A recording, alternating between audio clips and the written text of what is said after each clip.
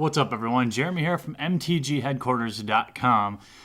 I'm going to pilot out a new series. I think I'm going to drop the Firsties Fridays and try to do like a get to know your deck. And then I'll give you an example of a draftable strategy with the current set. So we're looking at M14. I just left a draft that was handled very easily by this deck. And it's a red-black sack. There are a lot of different combinations, but let me give you an idea of like what I drafted, and then I'll talk to you a little bit about what things are interchangeable. For creatures, I mean, this wasn't the best creature base, but you're going to want at least 10 creatures, maybe 12. The more of them that can be sack outlets like Gnawing Zombie or Blood Baron, Vampire Warlord, those are all great. But so I have a Corpse Hauler, Marauding Maulhorn, excellent card. A couple Fire Cats, Young Pyromancer, Blood Baron's one sack outlet. Undead Minotaur is great as a 2/3 Child of Night. Festering Newt is great in this deck. There's the other Fire Cat. Then I actually get to removal. So I don't have many creatures. I kind of depend on the Pyromancer to give me some sack. Some blockers, but what's that? 4, 6, 7, 8. I also spilled some maple syrup on this. But then we'll go into some removal. This is just very draftable deck, or spells. So I have one Chandra's Outrage. Wild Guess, which is great. Honestly, late game, if you need something, it's actually great. I mean, it's card draw for red, right? Liturgy of Blood. Quag Sickness. Another Chandra's Outrage. Corrupt, which is not great in this deck, but it was black removal. So then you want like 3 to 5 removal spells. It can be Shocks, they can be Liturgies of Blood, Chandra's Outrage, anything. Then you get to the meat of the deck. And I drafted 4 Active Treasons. I've actually drafted many more than that. I've had draft decks like this where I've drafted 6. And red-black sack is something that you can go in and if you don't see an Act of Treason in like the first 3 or 4 picks, you may want to abandon it because you're going to want at least, I mean, you can, if you have better creatures, you can get away with like 2 or 3 of these, but I've always found the sweet spot is like 3 or more. I also have Volcanic Geyser.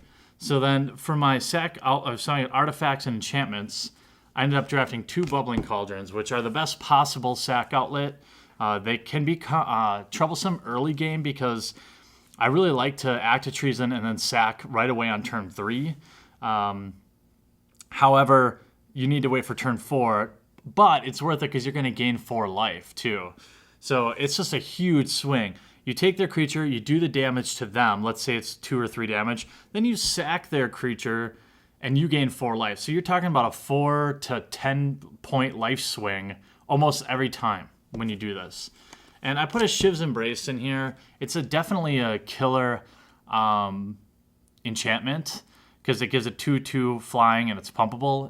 I actually drafted 2 Fire Shriekers tabled twice, I think. Or tabled at least once. I took them both. I didn't even play them because I just ended up with not enough creatures because I took so many damn Active Treasons. And the land base is just 17. Because there's so much double red for Chandra's Outrage and Volcanic Geyser, I like to run 10 mountains and 7 swamps. You could go 9 and 6 depending, or 9 and 7. Check that. Yeah, 10 and 7 or 9 and 8. But you're going to want to have that double red to get rid of, to be able to cast your Chandra's Outrage. Because the removal is just as important as also hitting them with that extra 2 points of damage.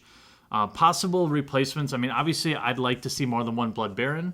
It's a common, so with the proper planning, you can get 2 or 3 normally.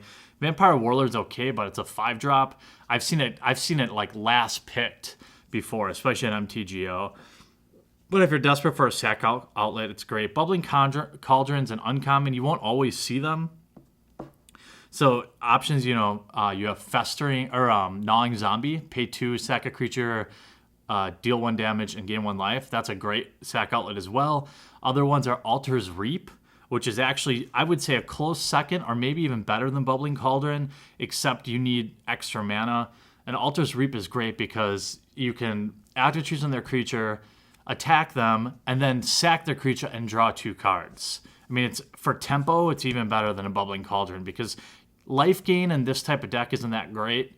It helps you stick around, but honestly, a couple of Festering Newts, if you're going to do Bubbling Cauldron's also great because late game you can second Newt and have an 8-point life swing.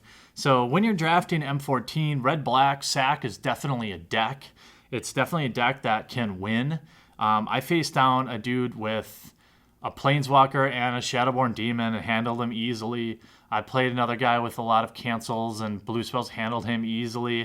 And I played mono green and handled that easily.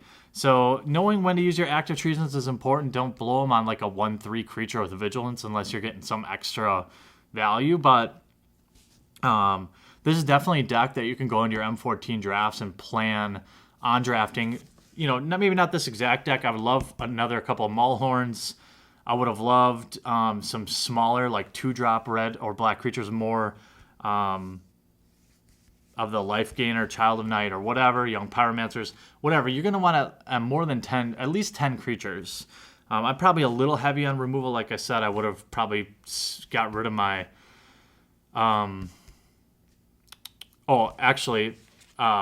other combinations with the sack deck that can be really good is Blood Baron and... what is the Gnawing Zombie? No, Tenacious Dead.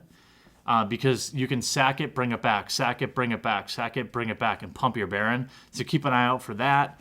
Multiple Corpse Haulers with like Zathrid Necromancer or something. So it opens you up to a lot of different things. This is just one deck that I draft in M14, but it's actually pretty easy to play. It's usually open, but you got to take your axe early. They're probably not going to table. But if you don't get any bombs, this is a very good deck. I mean, Active Treason in a Bubbling Cauldron handles any Serra Angel, handles any Air Elemental, handles any Water Servant. I mean, it's awesome. It's very reliable, and there's lots of sack outlets. You don't need Cauldron. So, I don't know, as you draft M14, you know, keep the red-black sack as a possible strategy. And let me know what you think of this video as maybe a possible replacement for the First Seas Fridays. I may not be able to do this every single week, but this may be more helpful to kind of highlight certain decks that are winning out there in drafts. And I will say MTGO is very different than my local game shop. The level of competition on MTGO is much higher. So, you know, it made me feel good to go there. So I may go every week and then do this little tech. Granted, if I draft a crap deck, I'm not going to have a video for you. But I don't know. Let me know what you think. If you want to keep this series up, I can do it through Theros as well. And even go back to Ravnica or something and do MTGO for that. I don't know. So if you like this video, please take a second to crush that thumbs up button. If you're new to the channel or somebody just found this, take a second to subscribe. And if you have any questions, I look forward to chatting with you in the comment section down below. Thanks, and we'll talk to you again real soon.